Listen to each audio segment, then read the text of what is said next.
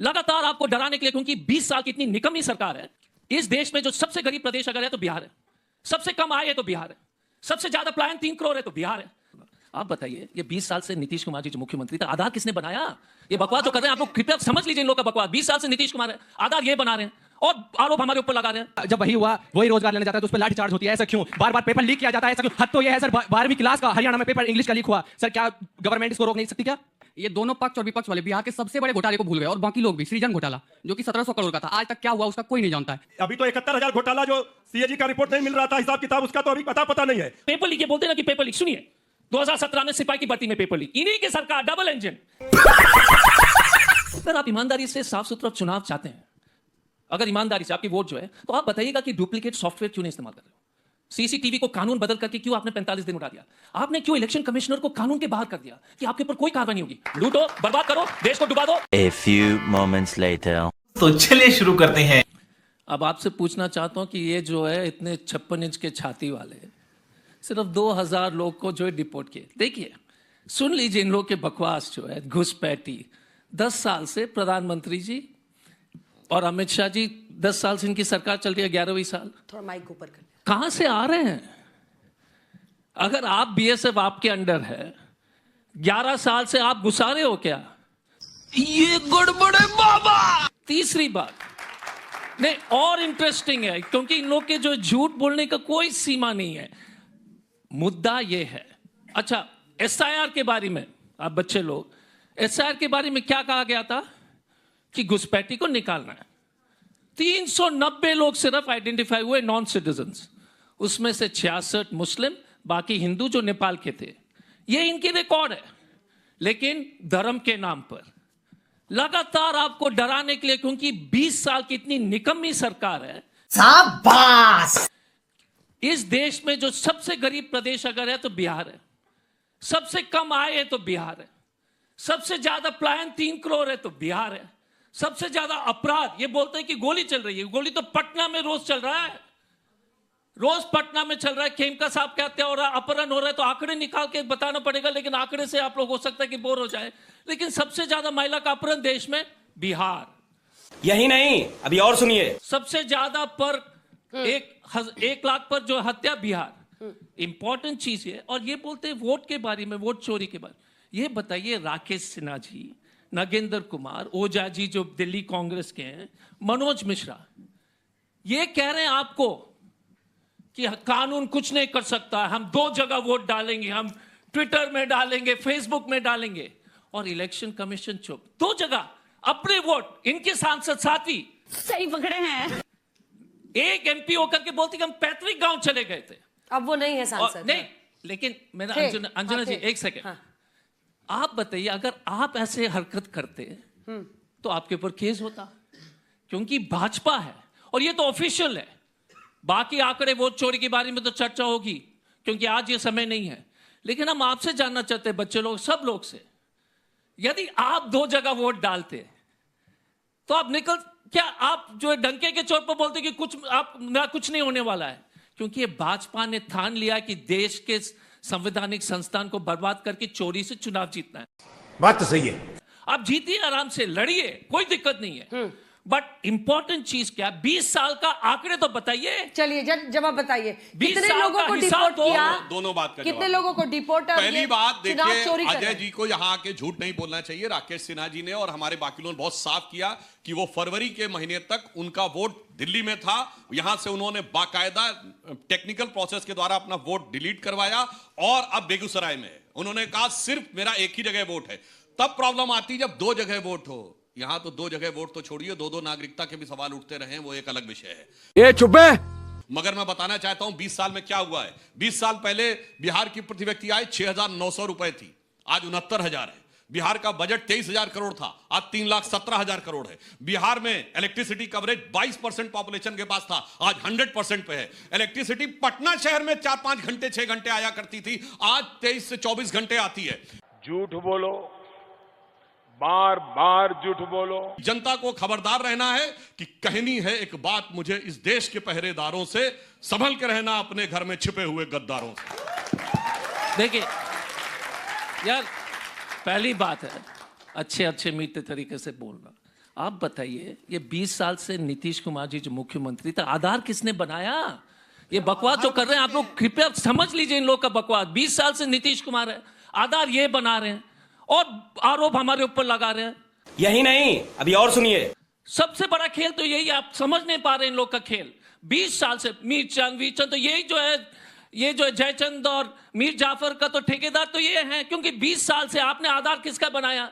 11 साल से आप बीएसएफ में हो और आप घुसपैठी, हम बोलते कि हम 56 इंच के हैं, हम सीमा सुरक्षित करेंगे, और घुस कैसे रहा है भाई साहब?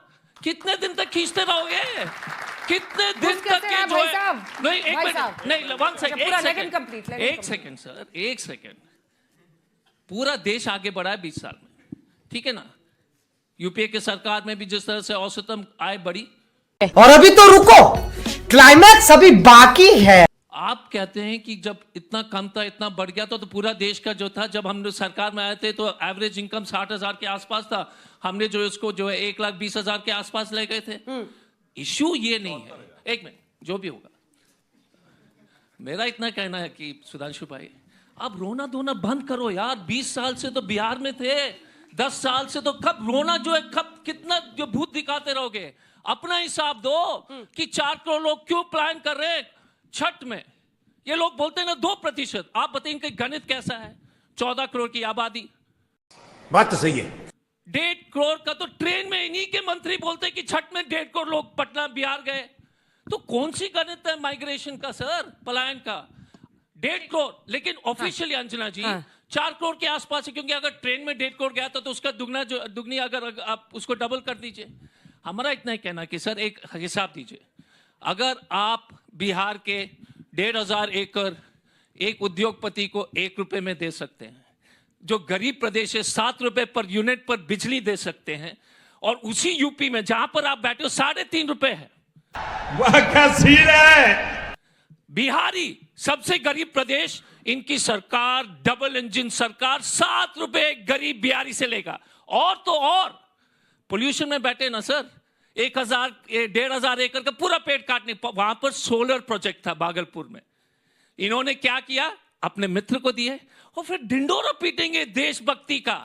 देशभक्ति कैसे हो सकता है जब आप गरीब से 7 यूनिट बिजली ले रहे हो, और यहां पर यूपी में, बंगाल में जिसको गाली दे रहे हैं, वहां पर 3 रुपए 75 पैसा।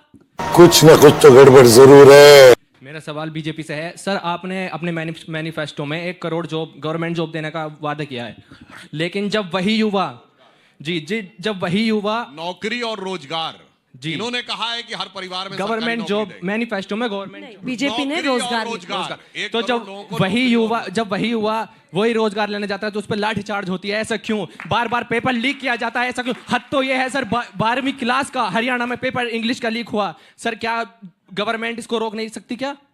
अरे हम तो फकीर आदमी हैं, झोला लेके चल पड़ेंगे जी।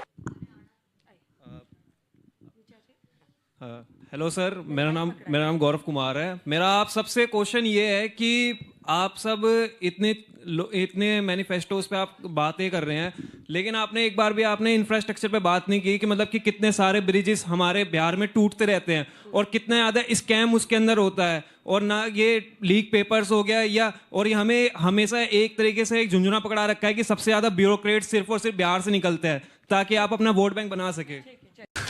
तू समझा? हाँ। नहीं, तू समझा नहीं। आइए आगे आ जाइए। मैं भागलपुर से हूँ और मेरे यहाँ चुनाव बाकी है। ये दोनों पक्ष और विपक्ष वाले बिहार के सबसे बड़े घोटाले को भूल गए, और बाकी लोग भी। सृजन घोटाला जो कि 1700 करोड़ का था, आज तक क्या हुआ उसका कोई नहीं जानता है। इस बारे में हम दोनों पक्षों से जानते हैं।